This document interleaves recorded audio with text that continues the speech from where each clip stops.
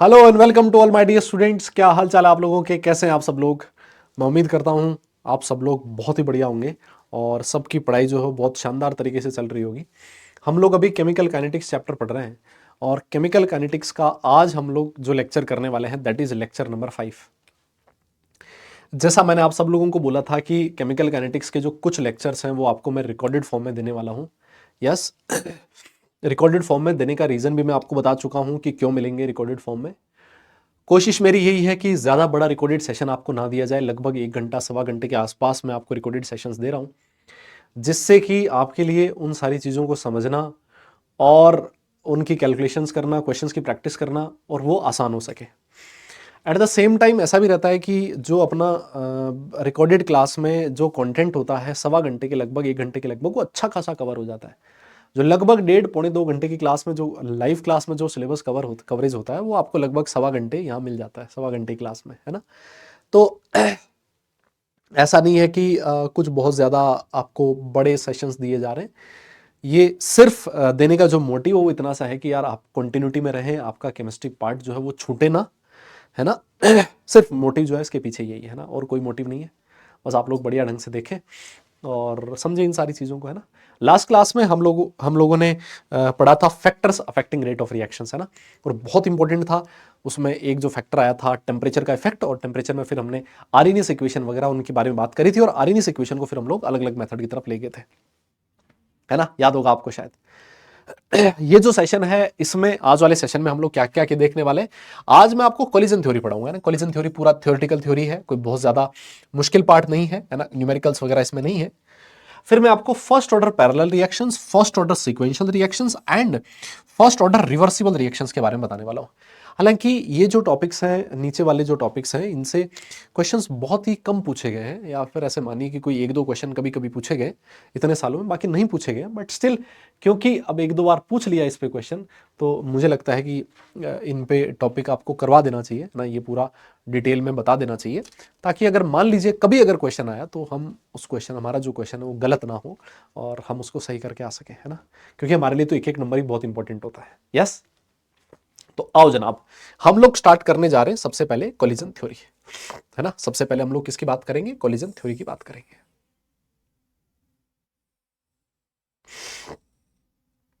एक मिनट रुकना जरा।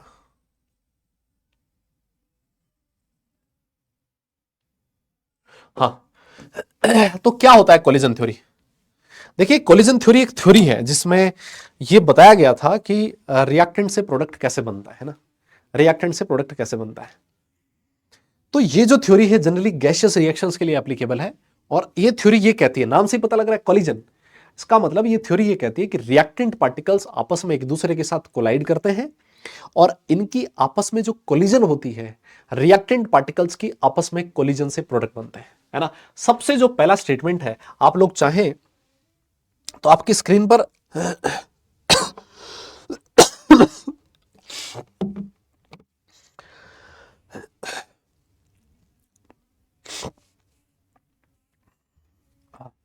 आपकी स्क्रीन पर सबसे पहला जो स्टेटमेंट है वो ये लिखा हुआ है कि chemical reaction takes place due to collision among the reactant molecules, है ना। रिएक्टेंट पार्टिकल्स के आपस में कोलिजन होती है। ये रिएक्टेंट मॉलिक्यूल्स भी हो सकते हैं, पार्टिकल्स, आयंस, कुछ भी हो सकते हैं ना। पार्टिकल्स लिखो ज्यादा सही है। अब जैसे अगर मान लीजिए आपने क्या कर रखा है, एक रिएक्शन मिक्सर ले रखा है ना। इस रिएक्शन मिक्सर का वॉल्यूम कितना ले लिया, यूनिट वॉल्यूम, है ना, वॉल्यूम 1 ले लिया आपने, और टाइम कितना ले लिया, 1 सेकेंड ले लिया। तो इसके अंदर बहुत सारे आपके रिएक्टेंट के पार्टिकल्स हैं। तो unit volume of reaction mixture में, यूनिट टाइम में जितने रिएक्टेंट पार्टिकल्स की आपस में कोलिजन होती है, जो नंबर ऑफ कोलिजन्स है, उनको नाम दिया जाता है कोलिजन फ्रीक्वेंसी। उनको क्या बोला जाता है, कोलिजन फ्रीक्वेंसी, है ना। ये लिखा है देखो, the number of collisions taking place per second per unit volume of the reaction mixture, per second per unit volume of the reaction mixture, that is known as collision frequency. क्या मेरी बात समझ में आई। कोलिजन फ्रीक्वेंसी को Z से दिखाया जाता है, और अगर आप कोलिजन फ्रीक्वेंसी Z कंसिडर करो तो आपका जो K है, रेट कांस्टेंट, उसका फॉर्मूला आता है Z इंटू ई की पावर, Z इंटू ई की पावर, Z इंटू ई की पावर माइनस ई ए अपॉन आर टी, है ना। आर्यनियस इक्वेशन से मिलता जुलता सा है। आर्यनियस इक्वेशन में हम लोग ये लिखते थे k is equal to a into e की power minus A upon R T, या z लिखा हो, z a भी लिखा हो, एक ही बात है ना। This z is known as, है ना, this z is known as collision frequency. इसको क्या नाम दिया जाता है? Collision frequency. और बाकी e वही है, r वही है, t वही है, सब कुछ वही है, k वही है, रेट कांस्टेंट। ध्यान रखना है, वापस सुन लो क्या है कि जितने रिएक्टेंट मॉलिक्यूल रिएक्टेंट पार्टिकल्स होते हैं वो आपस में एक दूसरे के साथ कोलाइड करते हैं और उनके आपस में कोलिजन की वजह से प्रोडक्ट का फॉर्मेशन होता है। Unit volume of the reaction mixture में यूनिट टाइम में जितनी कोलिजन्स होती हैं, दैट कोलिजन, दो collisions are known as collision frequency, है ना। और वो आपके सामने लिखी है। अब सबसे जो बड़ी बात है वो ये है कि रिएक्शन मिक्सचर के अंदर जितनी कोलिजन्स होती हैं, सारी की सारी जो कोलिजन्स होती है उनसे प्रोडक्ट का फॉर्मेशन नहीं होता। मतलब हर कोलिजन प्रोडक्ट का फॉर्मेशन नहीं करती। कुछ कोलिजन्स ऐसी होती हैं जो प्रोडक्ट का फॉर्मेशन करती हैं, उन कोलिजन्स को इफेक्टिव कोलिजन्स बोला जाता है। और कुछ कोलिजन्स ऐसी हैं जिनसे प्रोडक्ट का फॉर्मेशन नहीं होता, तो उनको इनइफेक्टिव कोलिजन्स या उनको इफेक्टिव कोलिजन्स नहीं कंसिडर किया जाता। इनइफेक्टिव कोलिजन्स है, ऐसे मान लीजिए आप। तो इफेक्टिव कोलिजन का मतलब कि जिन कोलिजन की वजह से रिएक्टेंट से प्रोडक्ट का फॉर्मेशन हो रहा है। देखो लिखता है, every collision does not bring a chemical change, the number of collisions with sufficient energy and proper orientation that actually produce the products are called as effective collisions. मतलब अब आप बोलोगे ठीक है सर, कुछ कोलिजन से प्रोडक्ट नहीं बन रहा, कुछ कोलिजन्स इफेक्टिव है, कुछ नहीं है, तो इफेक्टिव कोलिजन्स होने का कोई क्राइटेरिया है क्या? बिल्कुल सर, क्राइटेरिया यह है कि उनके पास इनफ एनर्जी होनी जरूरी है। उनके पास क्या होना जरूरी है? इनफ एनर्जी जरूरी होनी चाहिए रिएक्टेंट पार्टिकल्स के पास। अब इनफ एनर्जी कैसी होनी चाहिए? याद कीजिए, हमने लास्ट क्लास में एक्टिवेशन एनर्जी पढ़ी थी। हमने कहा था कि अगर एनर्जी रिएक्टेंट पार्टिकल्स के साथ एक्टिवेशन एनर्जी से कम है तो रिएक्टेंट कभी भी प्रोडक्ट में कन्वर्ट नहीं हो सकता। That is sufficient energy. अगर एनर्जी का वैल्यू एक्टिवेशन एनर्जी से कम है तो रिएक्टेंट प्रोडक्ट में नहीं जा सकता। भले ही कोलिजन हो रही है पार्टिकल्स की, लेकिन उस एनर्जी बैरियर को पार नहीं कर पा रहे, तो वो कोलिजन इफेक्टिव नहीं होगी। और दूसरा जो होता है वो होता है ओरिएंटेशन, इनफ एनर्जी और प्रॉपर ओरिएंटेशन। रिएक्टेंट पार्टिकल की जो कोलिजन है वो अच्छे से होनी चाहिए, प्रॉपर उनका ओरिएंटेशन होना चाहिए, तभी वो प्रोडक्ट में कन्वर्ट हो पाएगा। प्रॉपर ओरिएंटेशन का क्या मतलब है अभी मैं आपको बताऊंगा। एक्चुअली रिएक्टेंट को पार्टिकल में जाने के लिए रिएक्टेंट को प्रोडक्ट में जाने के लिए ऐसे मान लीजिए दो बैरियर है उसके सामने और उसको ये दो बैरियर को पार करके जाना है। पहला जो बैरियर है that is your energy barrier and the second barrier is orientation barrier, है ना। ये दोनों बैरियर पार कर गए कोलिजन की वजह से, कोलिजन में, तो आपका रिएक्टेंट प्रोडक्ट में कन्वर्ट हो जाएगा, है ना। तो यही चीज मेरे हिसाब से नेक्स्ट स्लाइड पे लिखी हुई होगी, है ना। अगली स्लाइड पे ये लिखा होगा, for a collision to be effective the following two factors are to be cleared, है ना। ये दो फैक्टर हैं जो क्लियर होने जरूरी है। First one is your energy barrier and the second one is your orientation barrier, है ना। ये दो चीजें होंगी तभी जाके आपका रिएक्टेंट प्रोडक्ट में कन्वर्ट होगा। सबसे पहले हम लोग बात करते हैं सर ये एनर्जी बैरियर क्या होता है ना। सबसे पहले हम लोग बात करते हैं किसकी? एनर्जी बैरियर की। तो आइए साहब एनर्जी बैरियर के बारे में बता देते हैं आपको, ऐसी क्या बात है। मान लीजिए एक बार के लिए कि आपका एक रिएक्टेंट है जो प्रोडक्ट में कन्वर्ट हो रहा है ना। रिएक्टेंट है वो प्रोडक्ट में कन्वर्ट हो रहा है। एक ग्राफ है जो आप लोगों को याद हो तो हमने बनाया था, ये यहां पर एनर्जी थी। यस, याद है कुछ बेटा? मेरी तबीयत ठीक नहीं है बेटा, इस वजह से आपको लग भी रहा होगा मेरी आवाज़ से। मैं बहुत आराम से धीरे धीरे पढ़ाऊंगा, ठीक है ना। और यहाँ पर आप रिएक्शन कोऑर्डिनेट्स लिख सकते हो, आप चाहो तो प्रोग्रेस ऑफ रिएक्शन भी लिख सकते हो, आपकी श्रद्धा, आप क्या लिखना चाहते हो। मैंने आपसे कहा था कि ये जो रिएक्टेंट पार्टिकल हैं इनको प्रोडक्ट में कन्वर्ट होने के लिए एक एनर्जी बैरियर को पार करना पड़ेगा। ये एनर्जी बैरियर आपने पार कर लिया। ये जो एनर्जी है वो रिएक्टेंट की एनर्जी है और ये जो एनर्जी है वो प्रोडक्ट की एनर्जी है ना। इसको मैं लिख देता हूं HR, है ना, एंथैल्पी ऑफ रिएक्टेंट्स, और इसको मैं लिख देता हूं HP, है ना, एंथैल्पी ऑफ प्रोडक्ट्स। मैंने ये भी बोला था कि ये जो रिएक्टेंट की एनर्जी है, रिएक्टेंट को जिस एनर्जी बैरियर को पार करना है that is your activation energy. इसको क्या बोला जाता है? Activation energy. यस, तो यहां पर HR क्या है? HR को मैं क्या लिख सकता हूं? एंथैल्पी ऑफ रिएक्टेंट्स, है ना। एंथैल्पी एक एनर्जी तो है एक तरह से, मैं कह सकता हूं। यस, और HP को क्या लिख सकता हूं मैं? HP को लिख सकता हूं मैं एंथैल्पी ऑफ प्रोडक्ट्स। अब मुझे एक बात बताइए, HR और HP में से कौन ज्यादा है? सर प्रोडक्ट की एंथैल्पी ज्यादा है, HP जो है वो ग्रेटर देन HR है। इसका मतलब अगर मुझे चेंज इन एंथैल्पी निकालना हो तो वो क्या होगा? HP minus HR। और ये कैसी आ रही है? पॉजिटिव आ रही है सर। डेल्टा H पॉजिटिव है, HP ज्यादा है। मतलब एंथैल्पी ऑफ रिएक्शन पॉजिटिव है। सोचो, अगर enthalpy of reaction delta H क्या है? Delta H is your enthalpy of reaction. और अगर एंथैल्पी ऑफ रिएक्शन पॉजिटिव है तो क्या मैं ऐसे कह सकता हूं, this graph is applicable for endothermic reaction. ये जो ग्राफ है वो किसका है बेटा? एंथैल्पी एंडोथर्मिक रिएक्शन का है, क्योंकि एंडोथर्मिक रिएक्शन के केस में ही enthalpy of product is greater than enthalpy of reactant and the enthalpy of reaction is positive. क्या तुम्हें मेरी बात समझ में आ रही है? यस बोलना पड़ेगा। ठीक है सर, ये एक्टिवेशन एनर्जी में भी समझ में आ गई। सर एक और चीज है, ये एंथैल्पी ऑफ रिएक्टेंट और ये है एक्टिवेशन एनर्जी। अगर मैं तुमसे पूछूं कि रिएक्टेंट को प्रोडक्ट में कन्वर्ट होने के लिए टोटल कितनी एनर्जी चाहिए, टोटल एनर्जी, तो आप बोलोगे सर टोटल एनर्जी चाहिए यहां से यहां तक की, ये है total energy. This is the total energy of the reactant जो कि रिक्वायर्ड है रिएक्टेंट को प्रोडक्ट में कन्वर्ट होने के लिए, and this is known as ETH. और ये ईटीएच क्या है बेटा? इसको कहा जाता है threshold energy. Threshold energy, yes, इसको क्या कहा जाता है? Threshold energy. क्या मेरी बात समझ में आ रही है आपको? तो रिएक्टेंट की एनर्जी प्लस एक्टिवेशन एनर्जी, मैं ऐसा लिख सकता हूं, यह है हमारी थ्रेशोल्ड एनर्जी। रिएक्टेंट पार्टिकल्स के पास जो टोटल एनर्जी का रिक्वायरमेंट जो कि रिएक्टेंट को प्रोडक्ट में कन्वर्ट कर पाएगी, उसी को थ्रेशोल्ड एनर्जी कहा जाता है। मैं ऐसे भी बोल सकता हूं फिर सर एक्टिवेशन एनर्जी क्या? एक्टिवेशन एनर्जी वो एक्स्ट्रा एनर्जी है, रिएक्टेंट के पास कुछ एनर्जी तो है ही, कुछ एक्स्ट्रा एनर्जी का रिक्वायरमेंट है। एंथैल्पी ऑफ रिएक्शन तो है ही उनके पास, कुछ एक्स्ट्रा एनर्जी का रिक्वायरमेंट है जो अगर रिएक्टेंट को मिल जाए तो प्रोडक्ट में कन्वर्ट हो जाएगा, उसको मैं एक्टिवेशन एनर्जी बोलूंगा। यस, इसमें कोई दिक्कत है क्या? This is ETH. तो मुझे एक बात बताइए, अगर टोटल एनर्जी रिएक्टेंट की थ्रेशोल्ड एनर्जी से कम है तो क्या प्रोडक्ट बन पाएगा? नहीं बनेगा। क्या वो कोलिजन इफेक्टिव होगी? नहीं होगी। तो इस एनर्जी बैरियर को पार करना पड़ेगा, मतलब टोटल एनर्जी आपकी थ्रेशोल्ड एनर्जी के बराबर या उससे ज्यादा होनी चाहिए, या फिर जो एक्स्ट्रा एनर्जी रिएक्टेंट मॉलिक्यूल्स के पास है वो एक्टिवेशन एनर्जी के बराबर या उससे ज्यादा होनी चाहिए। अब आप ही में से कुछ बच्चे ये बोलेंगे, बवाल करेंगे, सर आपने ये मतलब ग्राफ आपने एंडोथर्मिक रिएक्शन के लिए तो बना दिया, लेकिन एक बात बताओ, क्या ये ग्राफ एक्सोथर्मिक रिएक्शन के लिए बन सकता है क्या? मैंने कहा बिल्कुल बन जाएगा। मान ले मैंने जो ग्राफ बनाया है वो कुछ ऐसा बनाया है ना, यहां पर एनर्जी है तेरी और यहां पर तेरा रिएक्शन कोऑर्डिनेट्स है ना, या फिर प्रोग्रेस ऑफ रिएक्शन है, एनर्जी और रिएक्शन कोऑर्डिनेट्स, ठीक है। और मैंने देखा कि जो ग्राफ है वो अब की बार कुछ इस तरीके का बना है, कुछ इस तरीके का बना है। सोच, this is my enthalpy of reactant है ना, this is HR and this is my HP, ये enthalpy of products, and this is your activation energy है ना, ये है मेरी एक्टिवेशन एनर्जी ऑफ रिएक्टेंट्स, और ये जो टोटल एनर्जी है ये मेरी थ्रेशोल्ड एनर्जी। इसमें आप लोग एक चीज नोटिस कर सकते हो कि आपकी बार जो HR का वैल्यू है वो ग्रेटर देन है HP से। प्रोडक्ट का एंथैल्पी कम है, रिएक्टेंट का एंथैल्पी ज्यादा है। इसका मतलब अगर मैं एंथैल्पी ऑफ रिएक्शन निकालूंगा तो वो होता है प्रोडक्ट की एंथैल्पी माइनस रिएक्टेंट की एंथैल्पी। इसका मतलब जो डेल्टा एच है सर वो कैसा आएगा? नेगेटिव आएगा। और अगर डेल्टा एच नेगेटिव है इसका मतलब this graph is applicable for exo, है ना। ये बेटा ग्राफ किसके लिए एप्लीकेबल है? एक्सोथर्मिक रिएक्शन के लिए। क्या मेरी बात आपको समझ में आ रही है दादा? हाँ ना बोलना पड़ेगा। यस, एक्सोथर्मिक, क्योंकि प्रोडक्ट की एंथैल्पी रिएक्टेंट से ज्यादा है, सॉरी कम है। इस प्रोसेस में कुछ एनर्जी रिलीज होगी, ऑब्वियस है। पहले रिएक्टेंट की ज्यादा थी, प्रोडक्ट की कम थी, तो ऑब्वियस कुछ एनर्जी रिलीज होगी।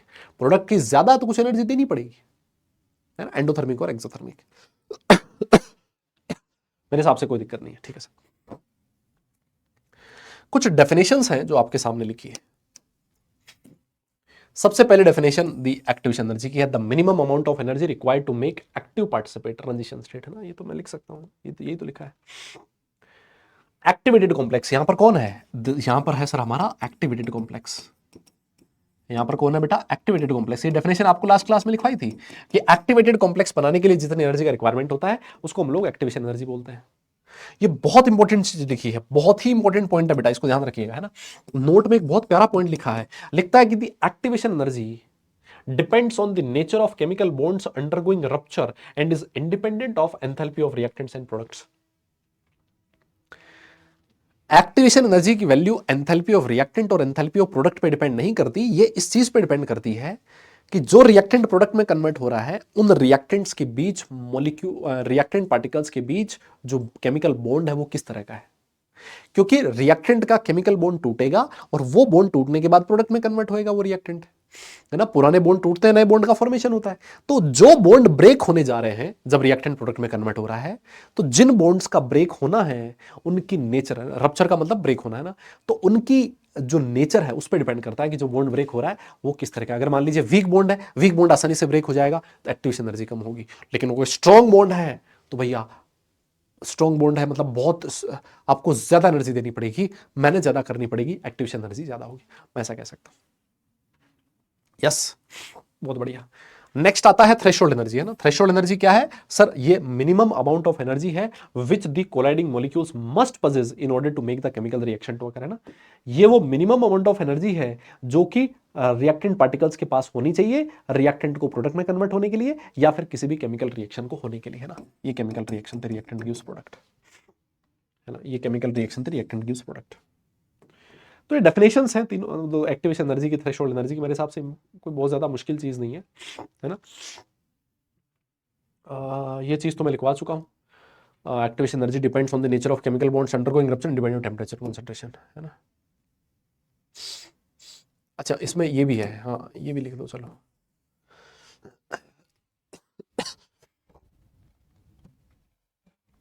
ये भी लिखा है कि activation energy depends on the nature of chemical bonds undergoing rupture independent of temperature concentration and collision frequency. बाकी किसी चीज से लेना देना नहीं है, वो नेचर ऑफ केमिकल बॉन्ड पे डिपेंड करता है। नेचर ऑफ केमिकल बॉन्ड्स जिनका ब्रेक होना है उन पे डिपेंड करता है ना। ये वाला पॉइंट तो हो ही गया है ना, इसकी बात कर लिए। लेकिन अगर मान लो आपकी जो रिएक्शन है वो रिवर्सिबल रिएक्शन है, ऐसे मान लीजिए, है ना। कौन सी है? रिवर्सिबल रिएक्शन है। आइए, है ना, हम लोग किसकी बात करें? एक रिवर्सिबल रिएक्शन की बात करते हैं।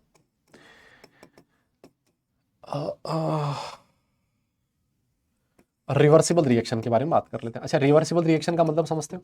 आपका रिएक्टेंट प्रोडक्ट में कन्वर्ट होगा और प्रोडक्ट वापस रिएक्टेंट में कन्वर्ट हो जाएगा, है ना। ठीक है सर, आइए अब यहां पर भी वापस से देखो, दो केस बन सकते हैं। मैं आपके सामने वही ग्राफ बनाने जा रहा हूं, है ना, आप समझ जाओगे अब आप। ये आपका एनर्जी है और यहां पर रिएक्शन कोऑर्डिनेट्स है।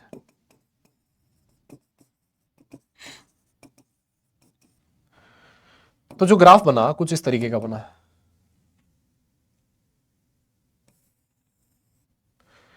This is my enthalpy of reactants और ये हो गया एंथैल्पी ऑफ प्रोडक्ट्स, है ना। ये रिएक्टेंट है और ये प्रोडक्ट है, sorry, this is my product and this is my reactant.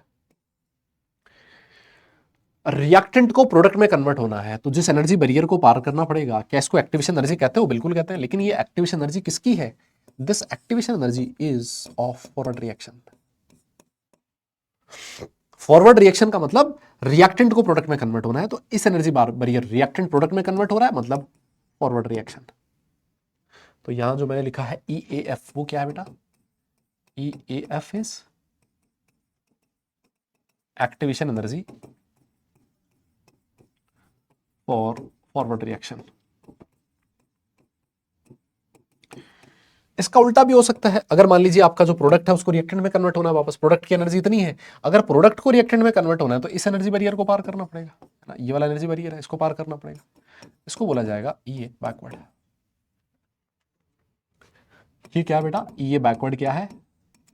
Activation energy for backward reaction.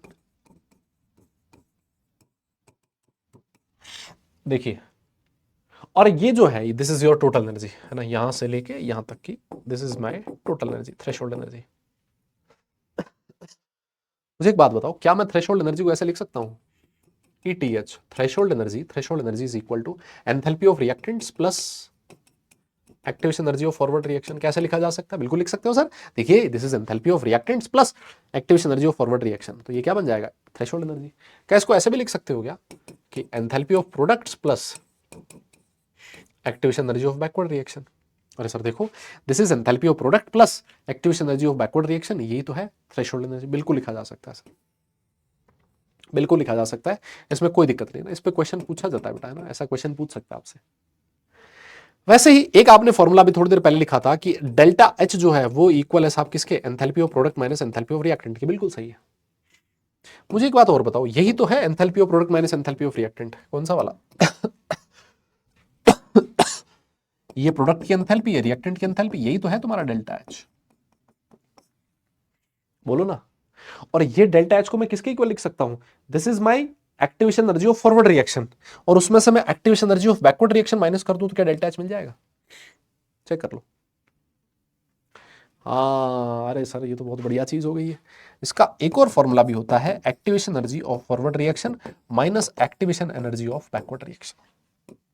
Important है, ध्यान रखिएगा।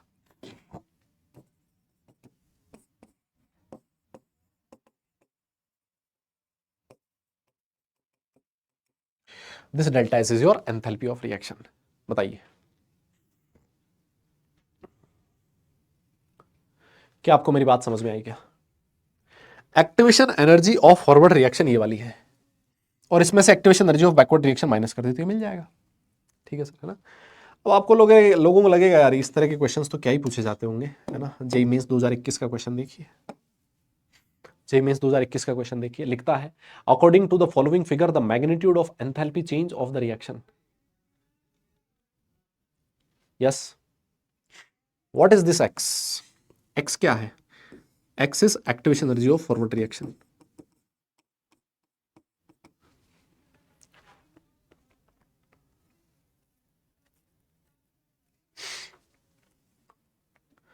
लिख सकता हूं क्या? और मेरे से क्या पूछ रहा है? एंथैल्पी चेंज ऑफ रिएक्शन, मतलब ये वाई पूछ रहा है ना, ये वाली चीज, ये तो है डेल्टा एच। तो ये जो वाई है वो किसके इक्वल हो गया? अरे ये तो वाई तो दे रखा है इसने 45, तो पूछ क्या रहा है? एंथैल्पी चेंज पूछ रहा है मेरे से, enthalpy of reactant minus enthalpy of products. Sir सबसे पहली चीज तो ये एक्सोथर्मिक रिएक्शन है सर। क्या मैं ऐसे कह सकता हूं क्या कि ये जो रिएक्शन है वो कैसी है सर? रिएक्शन जो है मेरी एक्सोथर्मिक है सर। रिएक्शन कैसी है मेरी? एक्सोथर्मिक है सर, है ना? और यही होगा तुम्हारा वाई हो जाएगा 45, है ना? This is my delta H, this is my delta H is equal to Y. ठीक है सर, इसके बारे में कुछ ज्यादा है नहीं, है ना? इंटीजर आंसर देना था, 45 आएगा सर। ये चीज तो हमें समझ में आ गई सर कि एनर्जी बैरियर है उसको पार करना पड़ेगा, है ना? एनर्जी बैरियर को पार करना पड़ेगा और वहां से हमें पता लगेगा कि प्रोडक्ट जो आपकी कॉलिजन है वो इफेक्टिव है या फिर नहीं, है ना? अगर एनर्जी थ्रेशोल्ड एनर्जी से ज्यादा है मतलब कॉलिजन इफेक्टिव है, नहीं है तो मतलब कॉलिजन इफेक्टिव नहीं है ना? ये कॉमन सेंस हो गया। दूसरा आता है तुम्हारा ओरिएंटेशन बैरियर, है ना? अभी मैंने आपसे बोला कि रिएक्टेंट पार्टिकल्स की एक आपस में प्रॉपर ओरिएंटेशन भी होना चाहिए ना। ओरिएंटेशन का क्या मतलब है समझिए आप लोग, एग्जाम्पल से समझाता हूं। लेट्स से हाँ कुछ ऐसा है, आपके पास दो रिएक्टेंट्स हैं, है ना? ए बी और सी डी, इनके आपस में कोलिजन हुई, इनके आपस में इस तरीके से कोलिजन हुई, ए जो है वो सी से जुड़ा और बी जो है वो डी के साथ कोलाइड किया, इस तरीके से कोलिजन हुई। तो हुआ क्या, पहले ए और बी के बीच बॉन्ड बना हुआ था, अब जब इनके आपस में इस तरीके से कोलिजन हुई तो ए और बी के बीच बॉन्ड टूट गया, ए और सी के बीच बन गया और बी और डी के बीच बन गया। That is your effective collision, this is my proper orientation.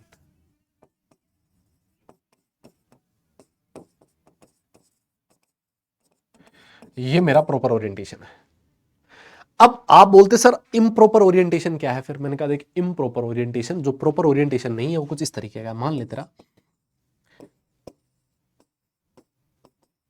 A B C D आपस में इस तरीके से कोलाइड करता, तो क्या कभी ए सी बन पाता है क्या? नहीं सर। क्या कभी बी डी बन पाता है क्या? नहीं सर। इसका मतलब ये जो ओरिएंटेशन है सर ये प्रॉपर ओरिएंटेशन नहीं है। आपको मेरी बात समझ में आ रही है क्या? This is not the proper orientation. लेकिन ये जो ओरिएंटेशन है सर ये प्रॉपर है, ए सी के साथ बी डी के साथ जुड़ेगा और ए सी प्लस बी डी बन जाएगा। डन हो गया क्या मामला? बोलना पड़ेगा मुन्ना, यस। एक और एग्जांपल देता हूं, देखो थोड़ा सा आप रिलेट कर पाओगे उससे ना, बढ़िया वाला रिलेट कर पाओगे, बढ़िया वाला रिलेट कर पाओगे।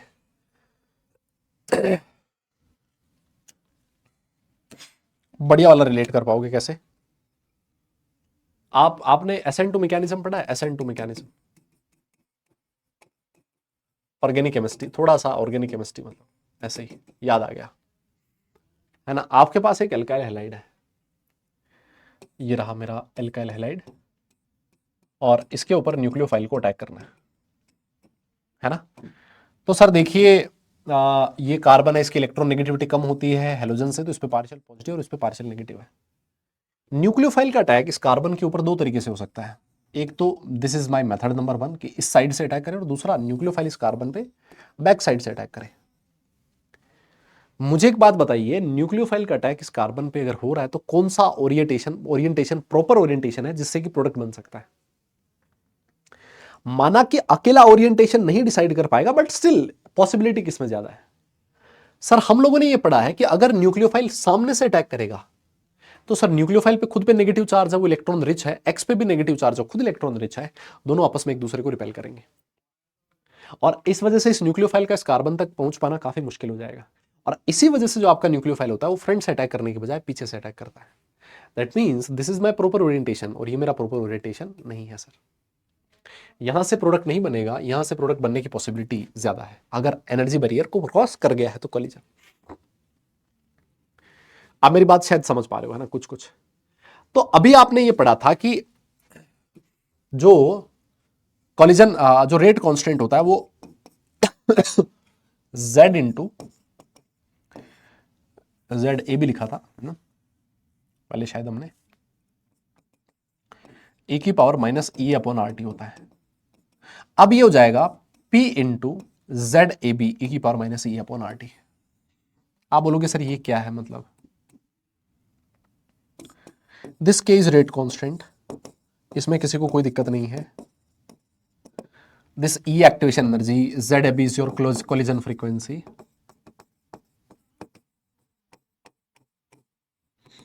ये जो P है इसको P को बोला जाता है स्टेरिक फैक्टर, या फिर इसका नाम प्रोबेबिलिटी फैक्टर भी है।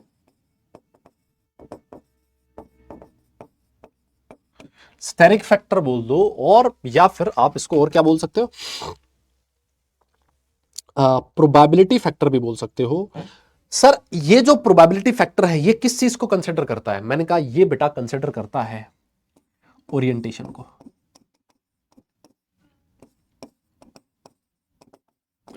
इट कंसिडर ओरिएंटेशन, समझो इसको, है ना। आपके पास टोटल कोलिजन्स कितनी हो रही थी? इतनी। इसमें से कितने मॉलिक्यूल्स ऐसे थे इन कोलिजन में से, कितनी कोलिजन ऐसी थी जिनकी एनर्जी एक्टिवेशन एनर्जी या फिर उससे ज्यादा थी? इतनी, ई की पावर माइनस ई अपॉन आर टी। ये तो हमने लास्ट क्लास में पढ़ा था। साथ साथ इन कोलिजन में से कितनी कोलिजन ऐसी थी जिनका ओरिएंटेशन जो था वो प्रॉपर था? इतने का।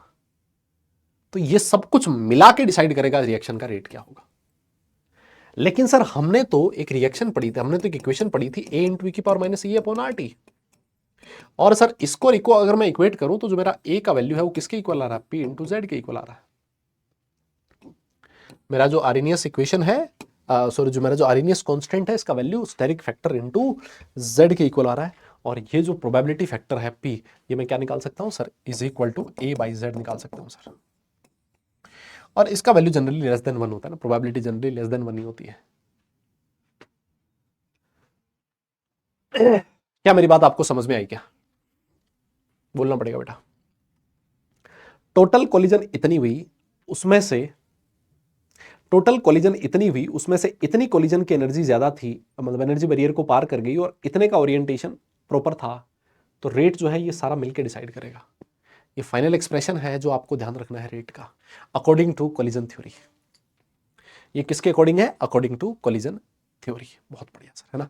ये इंपॉर्टेंट है, ध्यान रखना इसका, इंपॉर्टेंट है, ध्यान रखिएगा। इसके ऊपर क्वेश्चन पूछा जा सकता है। एक मैं आपको क्वेश्चन जेई एडवांस का करवा देता हूं। जेई एडवांस 2016 में पूछा गया था ये क्वेश्चन, जेई एडवांस 2016 में पूछा गया था।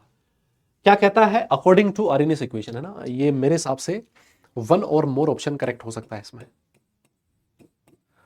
1 और मोर ऑप्शंस करेक्ट हो सकते हैं। सबसे पहला ऑप्शन कहता है कि high activation energy usually implies a fast reaction. Sir ये तो गलत है। अगर एक्टिवेशन एनर्जी ज्यादा है इसका मतलब ज्यादा बड़ा एनर्जी बैरियर पार करना पड़ेगा, और ज्यादा बड़ा एनर्जी बैरियर पार करना है तो रेट ऑफ रिएक्शन स्लो हो जाएगी, फास्ट कैसे होगी सर? ठीक है sir.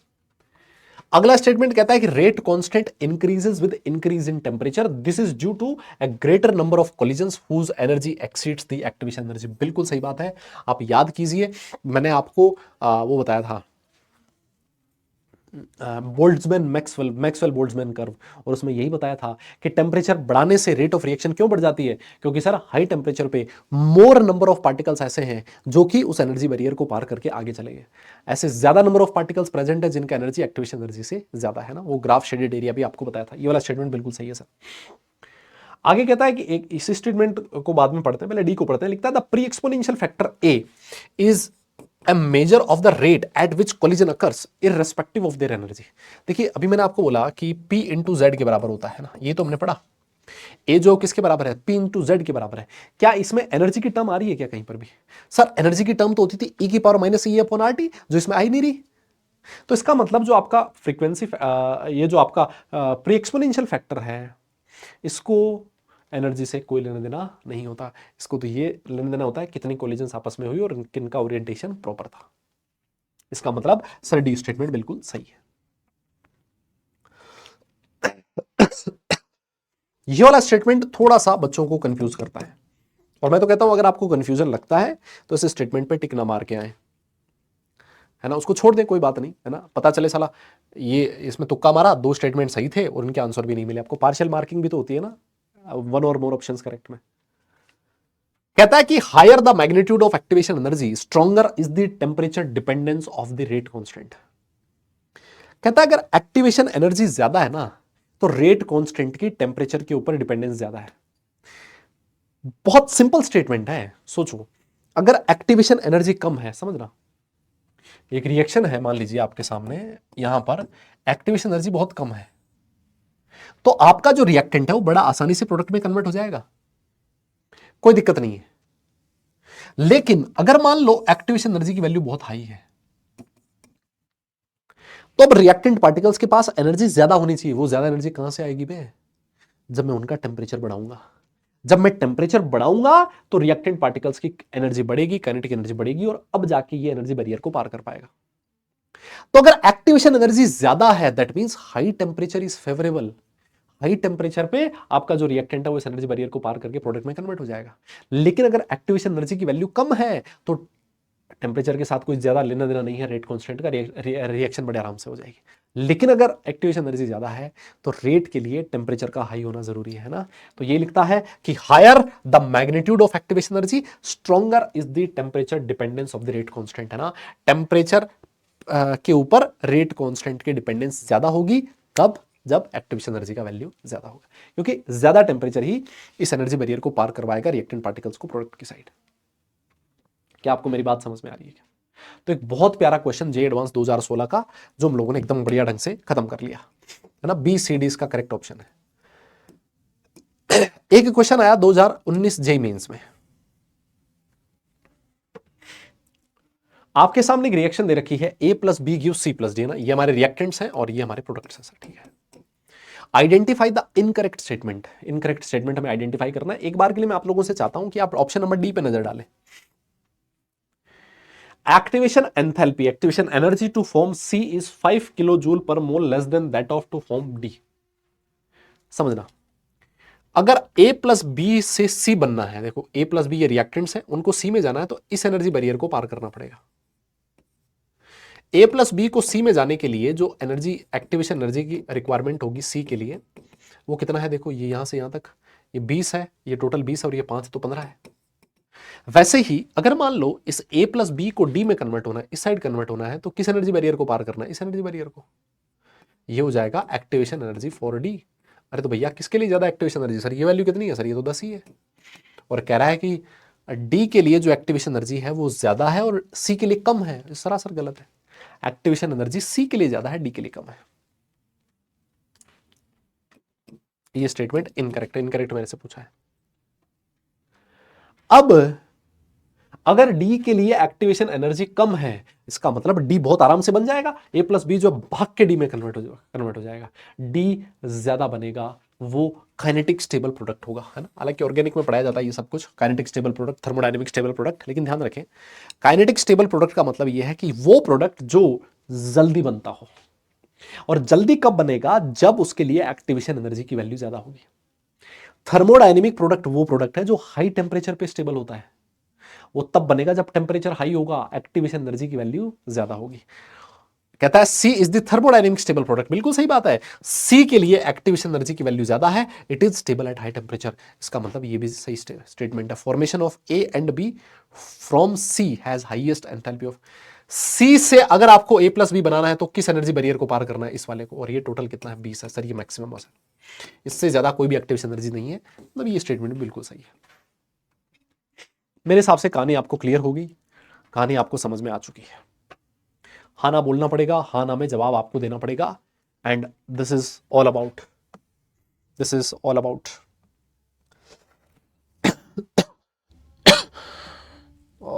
Collision theory. This is all about collision theory. बताइए, कोई भी दिक्कत हो किसी को यहां तक बता सकता है। मेरे हिसाब से नहीं होनी चाहिए। बहुत सिंपल, बहुत साधारण चीज, बहुत आसान चीज हम लोगों ने पढ़ी है ना। तो इसके बाद हम लोग जो नया टॉपिक पढ़ने वाले हैं उसका नाम है first order parallel reactions. First order parallel reactions, first order parallel reactions, है ना। ये कुछ special type of first order reactions है, ऐसे मान लो आप, है ना। ये कुछ special type of first order reactions है ना, ऐसे मान सकते हो आप लोग। कैसे सर, क्या मतलब है इसका? फर्स्ट ऑर्डर पैरेलल रिएक्शन बोल दो, या फिर कुछ जगह पर इसको कंपीटिंग रिएक्शन भी बोला जाता है ना। इनको क्या बोला जाता है? कंपीटिंग रिएक्शन भी बोला जाता है, कि ये कंपीट कर रही है एक दूसरे के साथ। सर क्या मतलब है? नहीं समझ में आया सर। मैंने कहा रुक मैं समझाता हूं। तेरे पास एक रिएक्शन है, उसमें जो तेरा ए है ना, जो तेरा ए है वो कन्वर्ट हो रहा है किसमें? बी में भी, एट द सेम टाइम सी में भी। जो तेरा ए है बेटा वो किस में कन्वर्ट हो रहा है?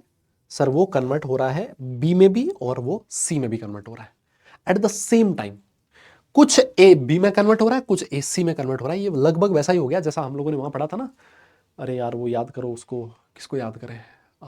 जब मैंने आपको थर्मोडायनेमिक्स क्या मोल कॉन्सेप्ट पढ़ाया था, तो उसमें मैंने पैरेलल रिएक्शंस पढ़ाया था। बिल्कुल ऐसा ही तो था उसमें, है ना। एक एक कुछ मोल बी में जा रहे हैं, कुछ मोल सी में जा रहे हैं। सुनो, जब ए बी में कन्वर्ट हो रहा है तो ऑब्वियस है इस रिएक्शन का कुछ रेट कांस्टेंट रहा होगा। रेट कांस्टेंट मैंने लिख दिया K1। ऑब्वियस है इस रिएक्शन का कोई टी हाफ रहा होगा, मैंने लिख दिया T12। ऑब्वियस है इस रिएक्शन के लिए कोई एक्टिवेशन एनर्जी रही होगी, मैंने लिख दी E1। जब ए सी में कन्वर्ट हो रहा है तो इसका जो रेट कांस्टेंट रहा होगा वो लिख दिया K2। इस रिएक्शन का जो टी हाफ रहा होगा वो हो गया T12, और इस रिएक्शन की जो एक्टिवेशन एनर्जी रही होगी वो होगी E2। यस। अब जो ए है वो अगर एक साथ बी और सी में कन्वर्ट हो रहा है तो इसके लिए जो इफेक्टिव रेट कांस्टेंट रहा होगा वो मैंने लिख दिया K इफेक्टिव। जो एक्चुअल टी हाफ रहा होगा इफेक्टिव टी हाफ, उसको लिख दिया टी हाफ इफेक्टिव। और जो एक्टिवेशन एनर्जी रही होगी वो रही होगी E इफेक्टिव। बताइए,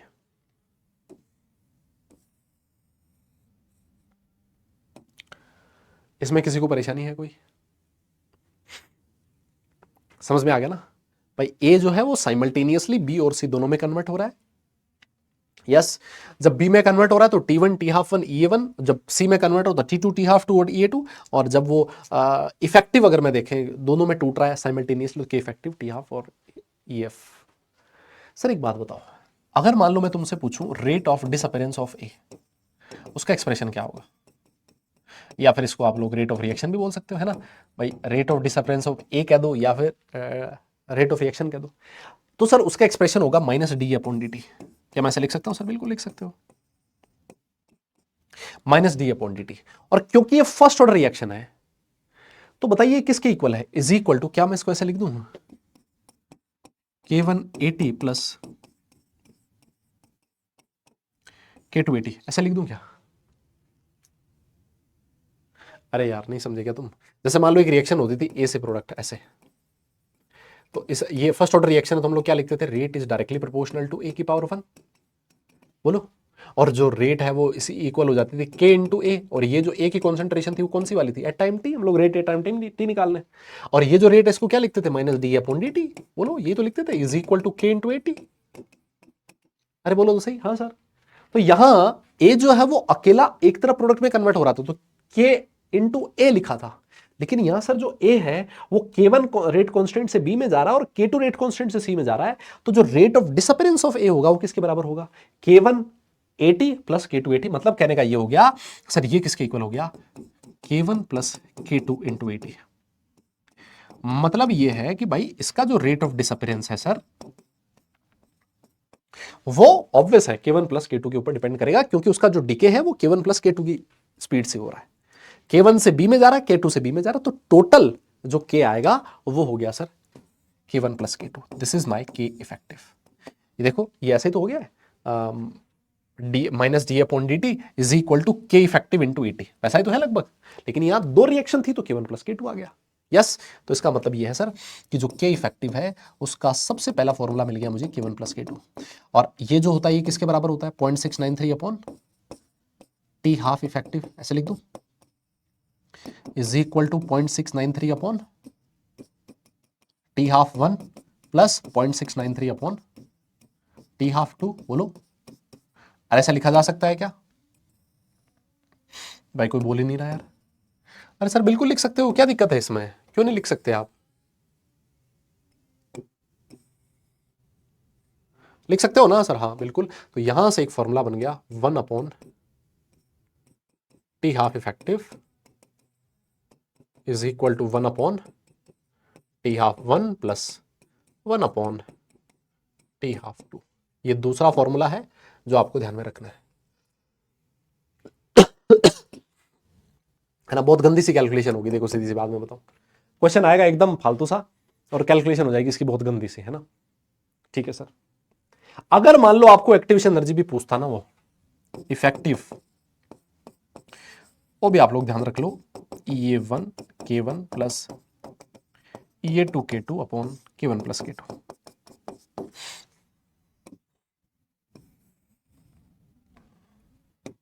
लो जी साहब, इतना नोट कीजिए, ये इफेक्टिव है ना, इफेक्टिव एक्टिवेशन एनर्जी नोट करना पड़ेगा, इसको लिखना पड़ेगा, लिखना पड़ेगा, जल्दी बताओ।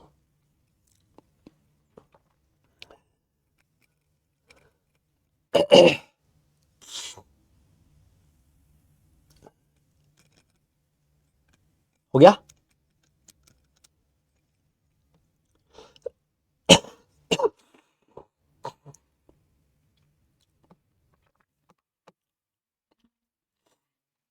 चलो मैं आगे,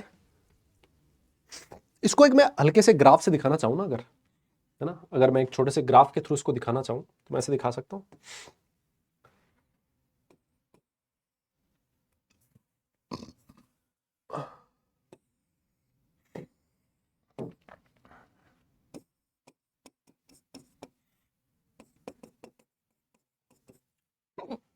मान लेते हैं इनिशियली जो ए का कॉन्सेंट्रेशन रहा होगा वो मैक्सिमम रहा होगा, है ना, अकेला ए ही था, इतना था सर। मान लेते हैं इनिशियली ए का कॉन्सेंट्रेशन इतना था, ए नॉट था ये।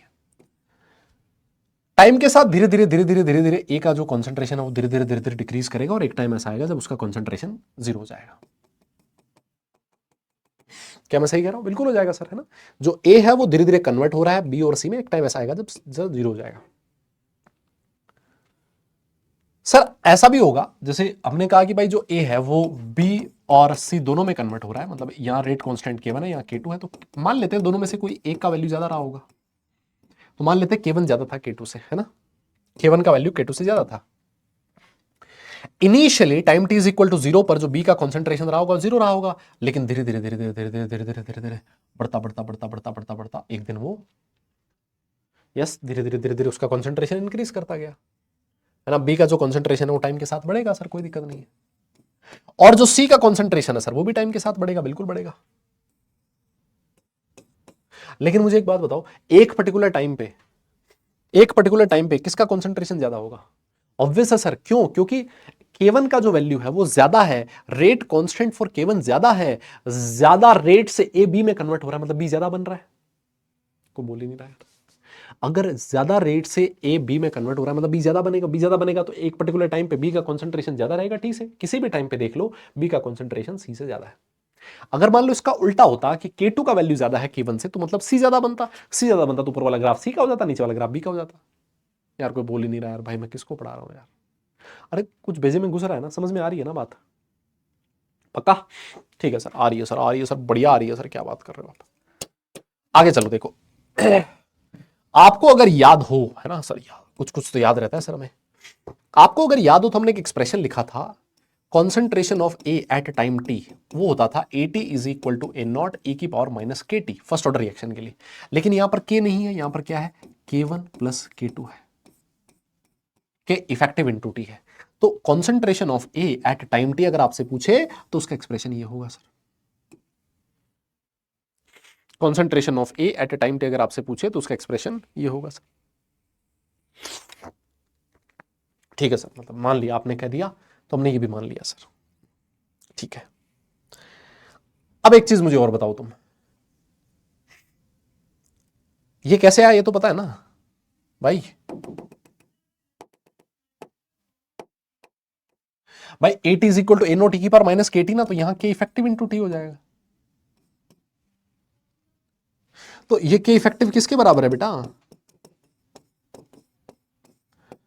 के वन प्लस के टू के बराबर है ना? अब तो समझ में आ गया ना, क्लियर हो गया ना? यहां पर एटी क्या है? एटी है sir concentration of A at time T, और ए नोट क्या है? This is my initial concentration, है ना, जो आपने शुरू में कॉन्सेंट्रेशन लिखी है वो है सर। ठीक है, अब मैं आप लोगों से जानना चाहता हूं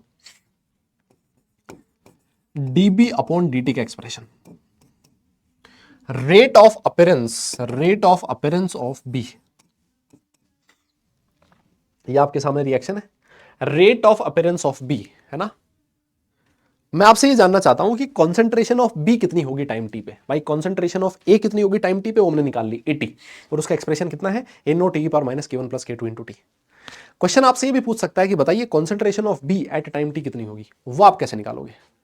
तो मुझे एक बात बताओ, rate of disappearance of B क्या लिख सकता हूं? क्या मैं ऐसे लिख सकता हूं, के one into concentration of A time T? बिल्कुल, यही तो है। अरे यार, बी जो है वो बन रहा है, अपीयर हो रहा है, किस रेट कांस्टेंट से, के वन से। तो जितना ए डिसअपीयर होगा के वन रेट कांस्टेंट से, उतना ही बी बनेगा। यस, तो सर ये हो जाएगा K one into concentration of A at A time T.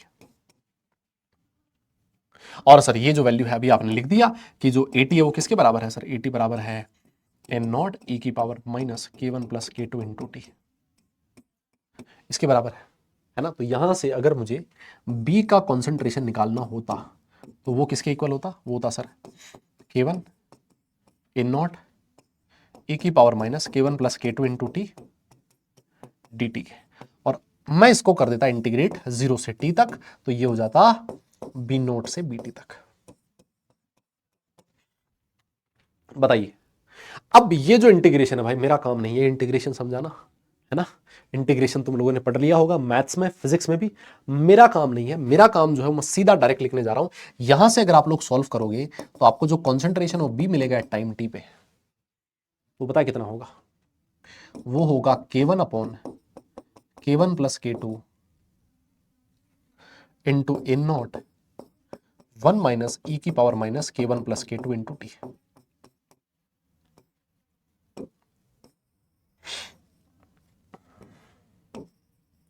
And what is BT? This BT is concentration of B at time T. जिसको विश्वास ना हो भाई अभी फटाफट से कैलकुलेट करके देख ले, जिसको विश्वास ना हो वो फटाफट से अभी से कैलकुलेट करके देख ले, अभी कर ले फटाफट।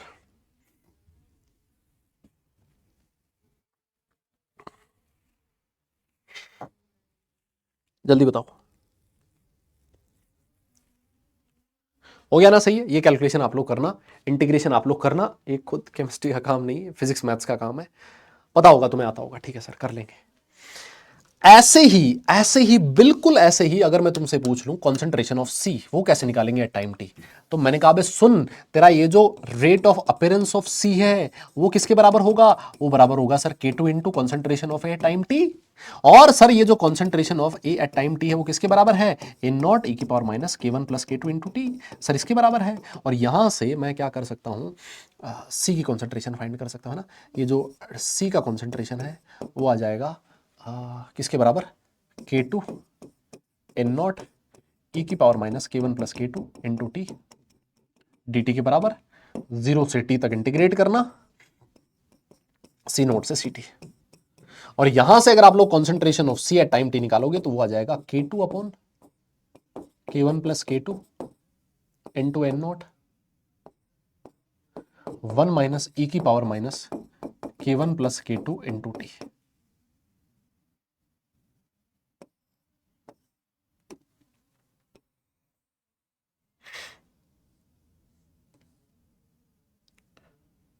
ये आपके सामने सीटी मिल गया है ना। ऑन व्हाट इज सीटी? इसमें जो जो पॉसिबिलिटी पूछ सकता है ना वो सारी पॉसिबिलिटी मैं आपको करवा रहा हूं, है ना, वो सारी चीज मैं आपको करवा रहा हूं। सीटी क्या है सर? सीटी है concentration of C at time T. अगर मैं तुमसे पूछ लूं कि concentration of B at time T और concentration of C at time T, इसका रेशियो निकालो, इसका रेशियो क्या आएगा? तो आप लोग बोलोगे सर देखो concentration of B at time T है ये वाला K1 अपॉन K1 प्लस, और concentration of C at time T है ना। तो डिफरेंस किस बात का है? वहां पर K1 है, यहां पर K2 है। अगर आप इसको डिवाइड करोगे ना तो मैं आपकी जानकारी के लिए बता दूं, ये आएगा K1 अपॉन K2 और मजा आ जाएगा तुम्हें, मैं बता रहा हूं मजा आ जाएगा तुम्हें। K1 अपॉन K2 के बराबर होगा concentration of B at time T divided by concentration of C at time T। इसका रेशियो उन रिएक्शंस के रेट कांस्टेंट के रेशियो के बराबर आता है। कई बार तो ये जो एक्सप्रेशन है, यही एक्सप्रेशन आपसे क्वेश्चन में पूछ लेता है कि बताइए एक्सप्रेशन क्या होगा, है ना। और मेरे हिसाब से आप लोगों ने एक्सप्रेशन लिखना सीख लिया है। बहुत ही बढ़िया, जोरदार, जबरदस्त कहानी, लेकिन अभी खत्म नहीं हुई है। मैं थोड़ा सा और आगे चलना चाहता हूं। चलिए सर, और मैं आपसे क्वेश्चन नहीं पूछना चाहता हूं amount of A dissociated, amount of A dissociated, कितना अमाउंट ए का था वो डिसोसिएट हो गया, जिसको मैं एक्स से लिख रहा हूं ना, मैं जिसको एक्स से रिप्रेजेंट करना चाहता हूं। सर देखो भाई, इनिशियल अमाउंट था ए नॉट और टाइम टी पे हो गया 80, तो सर इतना अमाउंट डिसोसिएट हो गया सर, क्या दिक्कत है इसमें? यही तो है। और अगर ये है तो मैं इसको ऐसे लिख दूं, x is equal to A naught और 80 किसके बराबर था? ए नॉट इंटू ई की power minus K one plus K two into T, इसी के बराबर था, बोलो, है ना। अब एकदम से आप में से बहुत सारे बच्चे ऐसे होंगे जिन्होंने सर पे हाथ रख लिया होगा, बोले सर ये तो साला मैथ से भी भयंकर मैथ चल रही है सर, है ना, ऐसे लगी नहीं रखे मस्ती पढ़ रही है तो मैथ चल रही है सर। अब है तो है भाई, मैं कुछ नहीं कर सकता इसमें। तो सर यहां से देखिए, मैंने एन नोट को कॉमन ले लिया है। एन नोट को कॉमन लेने के बाद ये 1 माइनस ई की power minus K one plus K two into T. आपसे कई बार क्वेश्चन में ये भी पूछ सकता है कि बताइए इतने टाइम बाद रिएक्टेंट का कितना मोल जो है, या रिएक्टेंट का कितना मास है वो डिसोसिएट हुआ था और कितना प्रोडक्ट में कन्वर्ट हुआ था। जितना ए डिसोसिएट होगा उतना ही प्रोडक्ट में कन्वर्ट होगा। So this is the amount of A dissociated. अगर ये जो वैल्यू है, अगर ये एक्स के बराबर है, सोचो ए not upon K one plus K two into one minus, ये जो ए नॉट इंटू ये वाली टर्म है ये एक्स के बराबर है ना। ये जो ए नॉट इंटू ये एक्स के बराबर है, तो क्या मैं ऐसे लिख सकता हूं, क्या मैं ऐसे लिख सकता हूं कि जो कॉन्सेंट्रेशन ऑफ बी है टाइम टी, वो किसके बराबर है? K one upon K two, K one upon K one plus K two into X. And आप लोग देख लेना भले। और concentration of C at time T कितनी है? K two upon K one plus K two into X. आप लोग चाहो तो देख लेना, मिल जाएगा आपको। यस, है ना, ऐसे भी लिखा हो सकता है ना। तो ये डिफरेंट डिफरेंट फॉर्म्स है जो आपसे पूछी जा सकती है। एक क्वेश्चन आपसे और पूछा जाता है, डिस्ट्रीब्यूशन और परसेंटेज डिस्ट्रीब्यूशन है, percentage distribution of B and C. जब ए जो है वो बी और सी में कन्वर्ट हुआ होगा, तो बताइए बी में कितना कन्वर्ट हुआ और सी में कितना कन्वर्ट हुआ, है ना, परसेंटेज डिस्ट्रीब्यूशन, है ना। तो ये हमें मिल गया बी के मोल परसेंटेज में कन्वर्ट करना है, तो क्या दिक्कत है sir? Concentration of B at time T कितना हो गया? K one upon K two, K one plus K two into 100%। और concentration of C at time T वो कितना हो गया? K two upon K one plus K two into 100%। ये question है जो आपसे अगर पूछेगा कभी न्यूमेरिकल्स, तो ये न्यूमेरिकल आपसे पूछ सकता है। और ऐसी गंदी सी कैलकुलेशन शायद आपसे नहीं करवाएगा।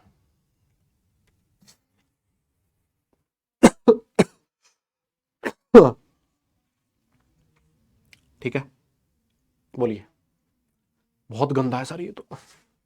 मैंने कहा बेटा अभी तो रुक, अभी तेरी सांसें ना चढ़ा दी ना मैंने तो मेरा नाम भूल मत जाना तो, है ना। है भाई है। एक क्वेश्चन देख लो, जैसे मैं आपसे कह रहा था ना, ये वाला इस तरह का क्वेश्चन पूछा जा सकता है। बी जो है वो सी, ए जो है वो बी और सी में कन्वर्ट हो रहा है, ये रहा K1, ये रहा K2, और आपसे डिस्ट्रीब्यूशन ऑफ बी एंड सी। आओ भाई साहब, परसेंटेज बी कितना हो जाएगा सर? परसेंटेज बी होगा K1 upon K2, K1 upon K1 plus K2 into 100%, बोलो। और परसेंटेज ऑफ सी कितना हो जाएगा? K2 upon K1 plus K2 into 100%। बेटा ये मैं करवाऊंगा नहीं, लेकिन है ना, ये आप लोग खुद से करोगे, है ना। This is your homework, this is your homework, ये आप लोग खुद से करोगे, है ना। दिस इज योर होमवर्क और ये आप लोग खुद से करोगे। Yes, this is your homework और आप लोग खुद से करोगे। चलो थोड़ा सा और इस कहानी में ट्विस्ट ऐड करते हैं, ठीक है। यस, थोड़ा सा और इस कहानी में ट्विस्ट ऐड करते हैं। आप बोलोगे सर बहुत हो गया, मतलब इतना ही काफी है। नहीं, थोड़ा सा और ऐड करते हैं। देखो अभी तक हमने जो पढ़ा है ना, अभी तक हमने ऐसी पैरेलल रिएक्शंस पढ़ी हैं जिसमें जो ए है वो सीधा सीधा बी में कन्वर्ट हो रहा है और सी में कन्वर्ट हो रहा है, मतलब इसका भी स्टोइचियोमेट्रिक कोएफिशिएंट 1 है, इसका भी 1 है और इसका भी 1 है। लेकिन सोचो, ऐसा भी तो हो सकता था कि ए जो है वो बी और सी में कन्वर्ट हो रहा है, मान लिया, है ना। ए जो है वो बी और सी में कन्वर्ट हो रहा है, मान लिया, लेकिन स्टोइचियोमेट्रिक कोएफिशिएंट अलग अलग हो सकते हैं। जैसे मान लो इसका स्टोइचियोमेट्रिक कोएफिशिएंट n1 आ गया, इसका n2 है और इसका n3 है। ऐसा हो सकता है? हाँ सर बिल्कुल हो सकता है। तो अगर ऐसा हो तो क्या करना है, मैं आपको बता देता हूं क्या करना है। पहले आप एक बात बताइए, आप concentration of A at time T कितना लिखते थे? हम लोग लिखते थे सर ए नॉट ई की power minus K1 plus K2 into T. बोलो ये लिखा था? हाँ सर ये लिखा था। लेकिन अब इसमें ऐड कर देना है क्या? N1। क्या ऐड कर देना है? N1। ए नॉट ई की power minus N1 into K1 plus K2 into T. आप लोग जो x है उसका एक्सप्रेशन क्या लिखते थे? x का एक्सप्रेशन लिखा था sir AT 1 minus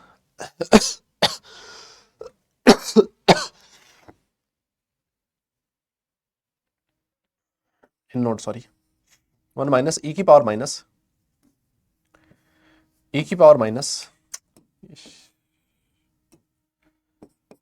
K1 plus K2 into T लिखते थे। तो यहां पर हो जाएगा N1 K1 plus K2 into T, है ना। ये एक्सप्रेशन हो गया x का, ठीक है। आप लोग थोड़ा और याद कीजिए, आप concentration of B at time T क्या लिखते थे? Concentration of B at time T मैंने लिखा था, जैसे मान लो ये K1 है और ये K2 है, तो मैंने लिखा था K1 upon K2, K1 upon K1 plus K2 into x. बोलो ये तो लिखते थे K1 plus K2 into x, और एक्स का वैल्यू मैंने लिख रखा आपके सामने, है ना। इंटू एक्स ही लिखते थे, ये तो है एक्स। लेकिन अब क्या करना है, एक्स तो लिखना ही है, लेकिन इसमें एक चीज और ऐड हो जाएगी। वो क्या चीज ऐड होगी? वो होगी sir N2 by N1 into x. और वैसे ही concentration of C at time T लिखते थे K2 upon K1 plus K2 into x. तो यहां पर एक चीज और ऐड हो जाएगी, वो हो जाएगी N3 upon N1 into X. यह है concentration of B and concentration of C at time T. आपसे अगर परसेंटेज डिस्ट्रीब्यूशन पूछे क्वेश्चन में, क्या पूछे हमसे? परसेंटेज डिस्ट्रीब्यूशन पूछे बी का, तो वो क्या हो जाएगा सर? पहले होता था K1 upon K1 plus K2 into 100%, अब होएगा K1 N2 divide by K1 N2 plus K2 N1। क्या दिख रहा है आपको?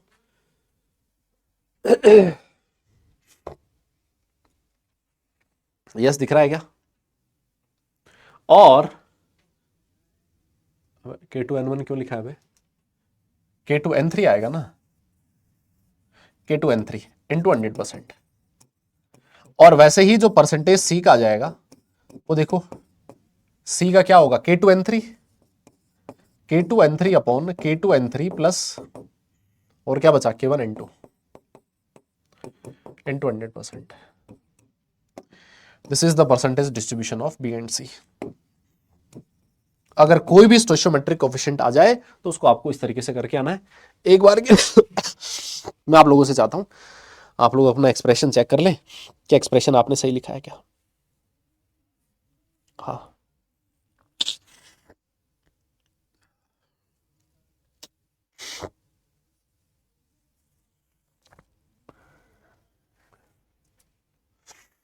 यस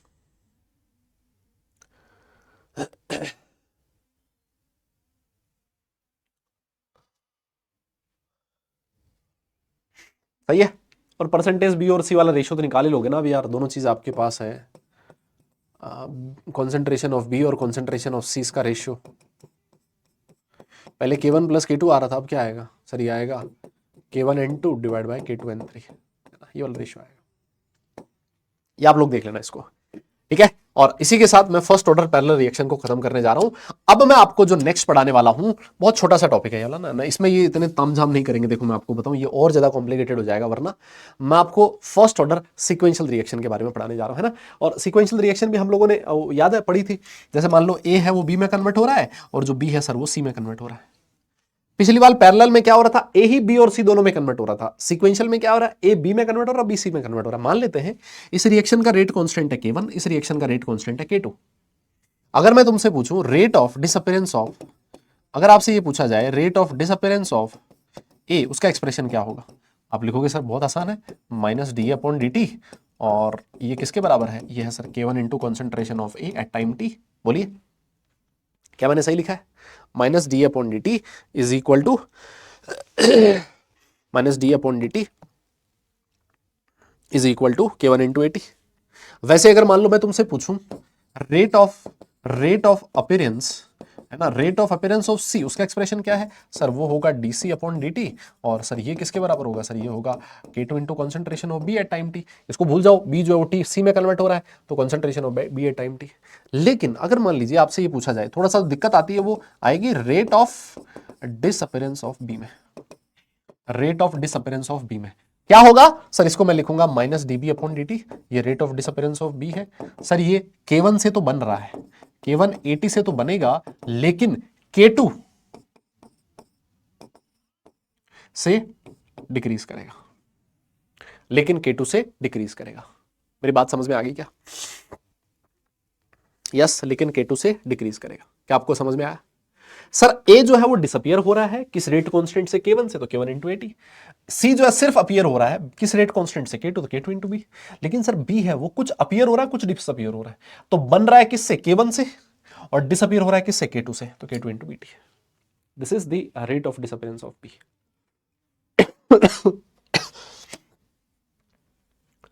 ग्राफ बनाना चाहते हो अगर, है ना, A gives B, B gives सी।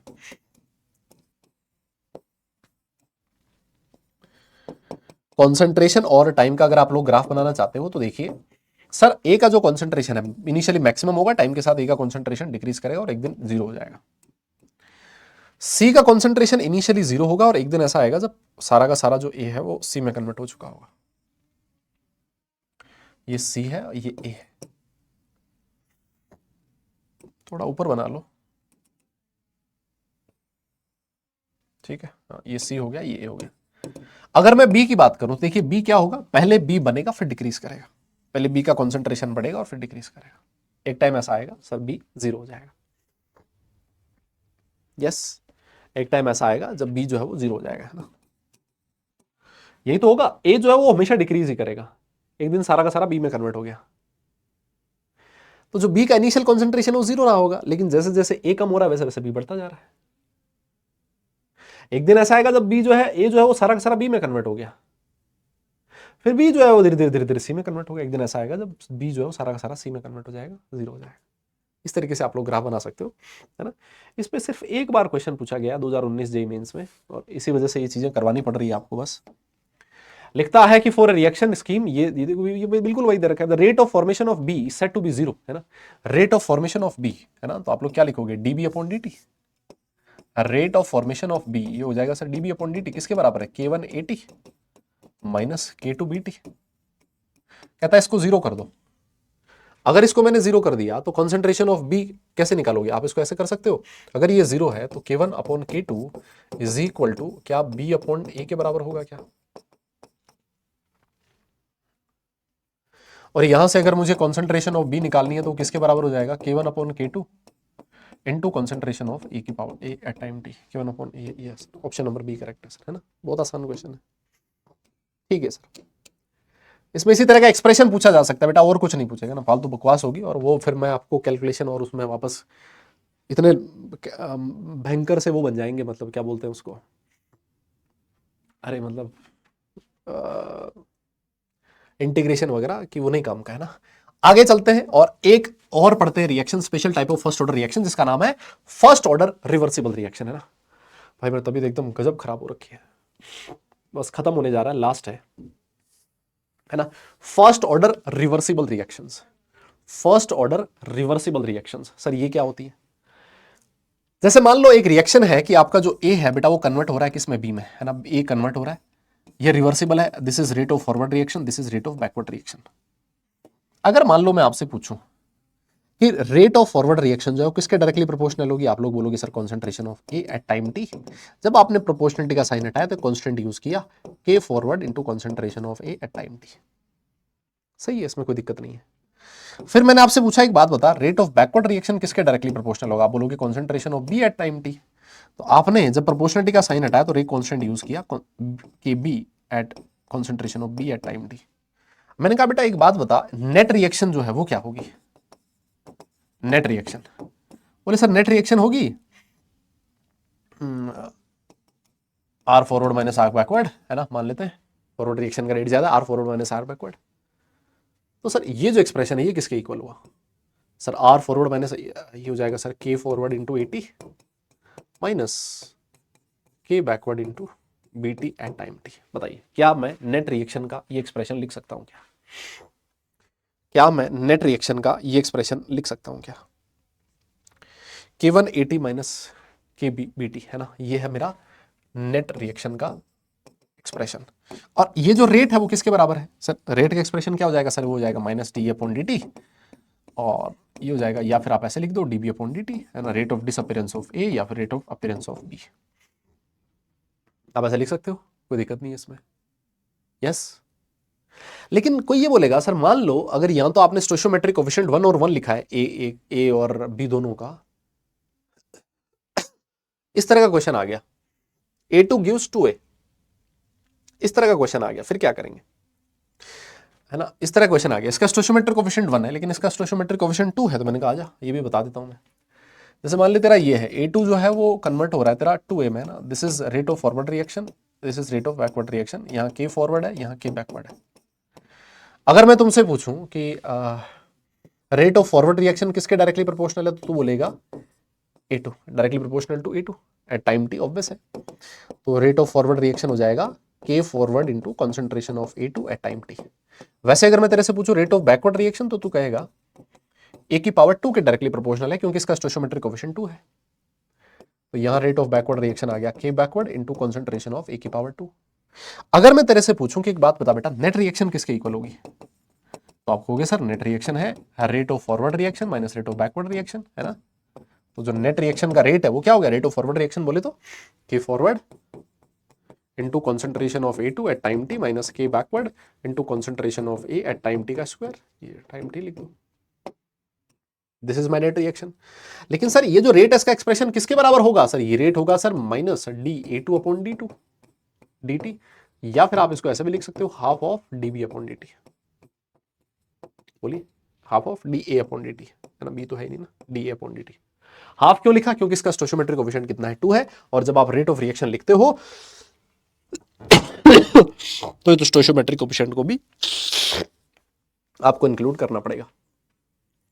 तो अब चाहे किसी का भी स्टोइचोमेट्रिक कोएफिशिएंट कुछ भी आ जाए सर, उससे हमें फर्क नहीं पड़ेगा, है ना सर, उससे हमें कोई फर्क नहीं पड़ेगा। जैसे मान लो यही वाला क्वेश्चन था, A2 गिव्स 2A, हमसे पूछ रहा है concentration of D upon dt किसके बराबर होगा। तो आपने कहा सर इसका जो नेट रिएक्शन है ना, जो रेट है, नेट रिएक्शन का जो रेट है वो किसके इक्वल था, सर वो आपने अभी लिखा है, देखो KF A2T, के फॉरवर्ड रिएक्शन है K1 एट T, ये K इनवर्स है बेटा, K2 नहीं है, ये मेरे हिसाब से K इनवर्स लिखा है ना, माइनस ये हो जाएगा सर K इनवर्स और A की पावर 2, है ना, और ये किसके बराबर है सर, ये बराबर होगा half of D upon D T is equal to K1A2 minus K inverse AT। तो जो ये डी अपॉन डी टी है बेटा वो किसके इक्वल हो गया सर, ये इक्वल हो गया 2 into K1A2 minus K inverse AT।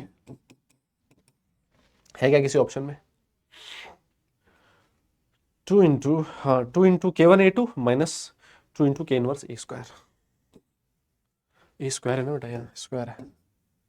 तो सर इसका सी ऑप्शन करेक्ट है सर, बहुत बढ़िया, सी ऑप्शन करेक्ट है सर। मैं आपको बता दूं आपको क्या करना है, क्या करना है मुझे, आपको रिवीजन करना है बढ़िया ढंग से, है ना, और जो क्लास में दिया है होमवर्क वो करना है, यस, और आपको पीडब्ल्यू मॉड्यूल करना है। पीडब्ल्यू मॉड्यूल में आप कंप्लीट केमिकल काइनेटिक्स कर सकते हो सिर्फ न्यूक्लियर केमिस्ट्री को छोड़ के, कंप्लीट केमिकल काइनेटिक्स कर सकते हो किसको छोड़ के, सिर्फ और सिर्फ न्यूक्लियर केमिस्ट्री को छोड़ के, ठीक है, सिर्फ और सिर्फ किसको छोड़ के, न्यूक्लियर केमिस्ट्री को छोड़ के, है ना। जो आगे आने वाली 2 क्लासेस होंगी उसमें मैं आपको केमिकल काइनेटिक्स सॉरी जो न्यूक्लियर केमिस्ट्री है इसको भी खत्म करवा दूंगा, है ना। मैं फिर बोल देता हूं न्यूक्लियर केमिस्ट्री हालांकि इस जेईई के सिलेबस में मेंशन नहीं है, लेकिन और मेंस में तो बिल्कुल भी नहीं है, एडवांस के सिलेबस में है, उसमें क्वेश्चन पूछे गए हैं, हालांकि वो स्पेसिफिकली उसने मेंशन नहीं कर रखा, लेकिन एडवांस में इस पे क्वेश्चन पूछे गए हैं, और जो चीज़ आप यहाँ सीखोगे वो आपके फिजिक्स में भी बहुत काम में आने वाली है, ठीक है। तो आई होप कि आप लोग उसको अच्छे से देखोगे, है ना, ये ना हो कि भाई रिकॉर्डेड है तो मैं उसको देखूँ ही ना, है ना। 2 सेशन मैंने उस पर दिए हैं लगभग 1-1 सवा घंटे के, ठीक है ना, उसको आप लोग देखिएगा। तो मैं बस क्लास खत्म कर रहा हूँ भाई, है ना, आज के लिए इतना ही। नेक्स्ट सेशन में आपसे वापस मुलाकात होगी, सारे लोग अपना ख्याल रखें, खुश रहें, हंसते मुस्कुराते रहें और पढ़ाई ज़रूर करते रहें, क्योंकि बेटा काम पढ़ने से चलेगा, सिर्फ मुस्कुराने से नहीं। नेक्स्ट क्लास तक के लिए tata bye bye, love you all.